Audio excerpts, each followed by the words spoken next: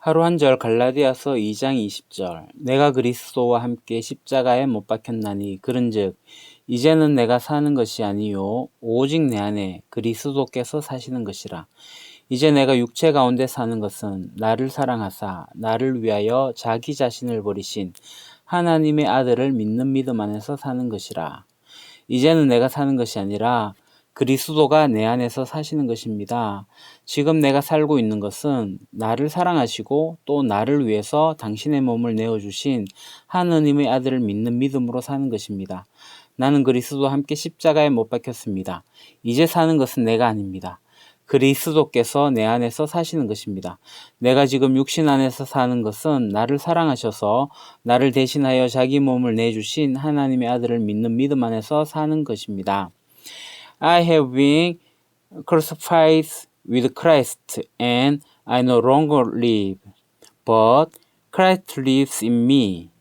The life I live in the body, I live by faith in the Son of God, who loved me and gave himself for me. I have been crucified. 나는 그리스도와 함께 십자가에 못 박혔습니다. 그리고 나는 더 이상 살지 않습니다. 그러나 그리스도가 내 안에서 삽니다.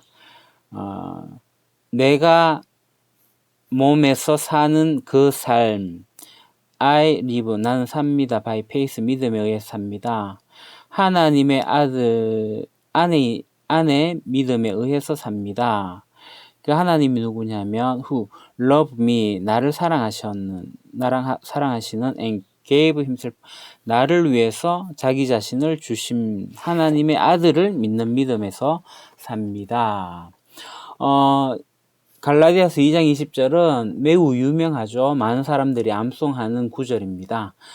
이 말씀으로 되어진 찬양도 있죠. 내가 그리스도와 함께 십자가에 못 박혔나니. 여기서 내가는 바울입니다. 십자가에 못 박혔다. 십자가에 못 박혔다. 자기를 부인하고 그리스도의 고난의 죽음에 영적으로 동참하는 것을 의미합니다. 그리스도와 함께 이 그리스도의 체험이 곧 바울의 체험이다. 이렇게 이야기하는 거죠.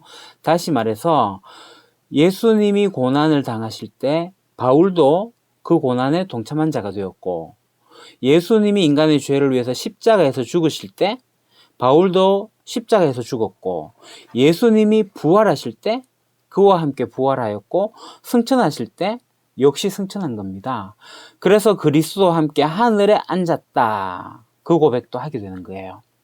그래서 그리스도가 겪으신 모든 경험이 바울에게 현재 실제적으로 이루어졌다는 게 아니라 그 효력이 바울에게 주어짐으로써 이 그리스도의 경험을 공유하게 되는 영적인 일체성, 영적 일체성이라고 할 수 있겠습니다.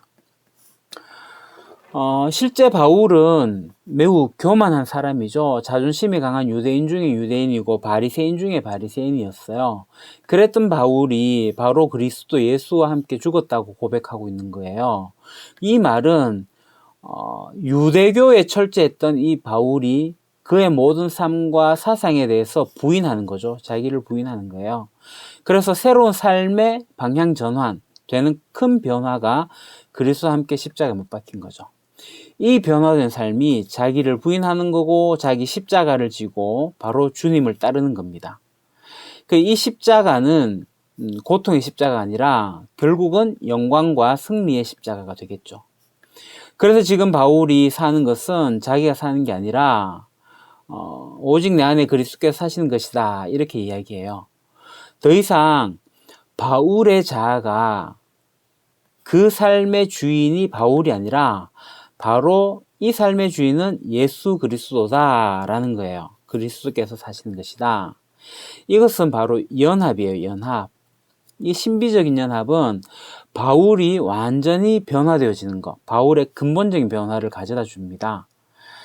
바울이 율법에 대해서 죽지 않았던 때, 그러니까 그리스도를 믿지 않았을 때는 바울이 자신의 주인 노릇을 했어요. 자기 의를 추구했고, 그러니까 하나님 앞에 인정받고자 인본주의적인 그러한 삶을 살았습니다. 그런데 예수 그리스도를 믿어서 율법에서 해방이 되죠. 그래서 자아가 죽고 그 안에 그리스도께서 사시는 거게 되는 거죠. 그러니까 이 말은 뭐냐면 이제 내가 주인이 아니라 예수가 주인이다. 바울의 삶의 주인은 예수님 되신 거다라는 이야기입니다.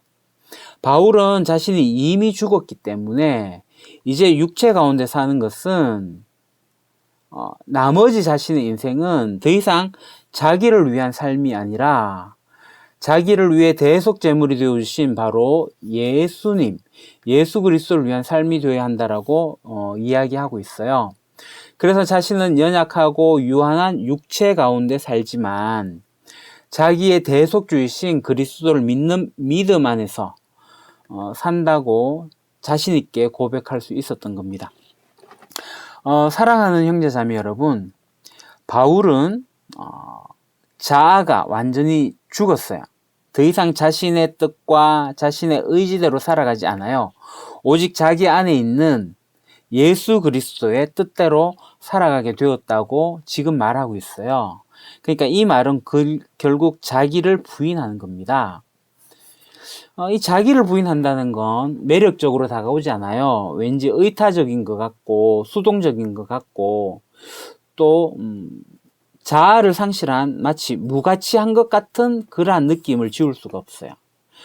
그래서 자기를 부인하는 게 아니라 그죠, 자기 주권을 가지고, 그러니까 주권, 이게 주관이라고 표현할 수 있겠죠. 그 주관에 따라가야지 이게 삶이 매력적이고 아름답고 가치 있어 보인다고 생각할 수가 있어요. 그렇지 않나요? 자기를 부인하고 주님의 뜻에 따라서 그렇게 살아간다고 해서 이것이 결코 뭐 아름답지 못한다거나 행복하지 못하다거나 그렇진 않아요. 실제로 과거에 아시죠? 이삭의 삶을 보게 되면 이삭이 가나안 땅에 살 때 기근이 들거든요. 그래서 애굽으로 피난을 가려고 했는데 그때 하나님께서 애굽에 가지 마라 그랬어요.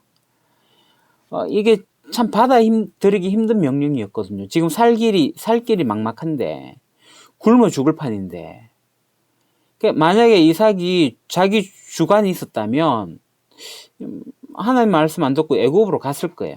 근데 이삭은 그러지 않았어요. 두 말 없이 순종했어요. 이것이 자기를 부인한 거예요. 자아를 죽인 거죠. 자아를 죽인 것. 그랬더니 어떻게 돼요? 이 삶이 엉망이 되나요? 아니요. 아름답지 못한 인생이 되나요? 아니요. 이 삶이 무가치한 인생이 되나요? 아니요.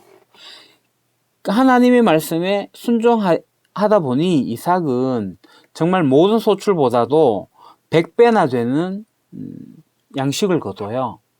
엄청난 축복을 받게 되는 거죠. 기쁘고 행복한 삶을 살게 돼요. 사랑하는 형제자매 여러분, 예수님께서 이렇게 말씀하셨어요. 누구든지 제 목숨을 구원코자 하면 잃을 것이요, 누구든지 나를 위하여 제 목숨을 잃으면 찾으리라. 이 말씀은 그냥 죽은 자로 살아가라는 거예요. 죽은 자로. 그러니까 주님을 위해서 자기를 부인하라는, 자아를 포기하라는 그러한 삶을 살라는 것입니다. 그렇게 되면 어떻게 된다고요? 자기를 부인하면 진정한 생명을 얻을 수가 있게 돼요. 따라서 이 주님을 위해서 죽지 않은 사람들은 알 수도 없고 볼 수도 없고 느낄 수 없는 그러한 진정한 삶을, 이 자기를 부인한 삶을 살아가게 돼요. 진짜의 삶, 승리하는 삶, 축복의 삶. 그래서 우리는 항상 주님을 위하여 죽은 자로서, 자기를 부인한 자로서 진정한 생명을 누리기를 소망합니다. 그리스도께서 사시는 것입니다. 내가 지금 육체 가운데 살지만 나를 사랑해서 나를 위하여 자기 자신을 버리신 하나님 아들을 믿는 믿음에서 사는 것입니다. 이 믿음 안에서 살아갑시다.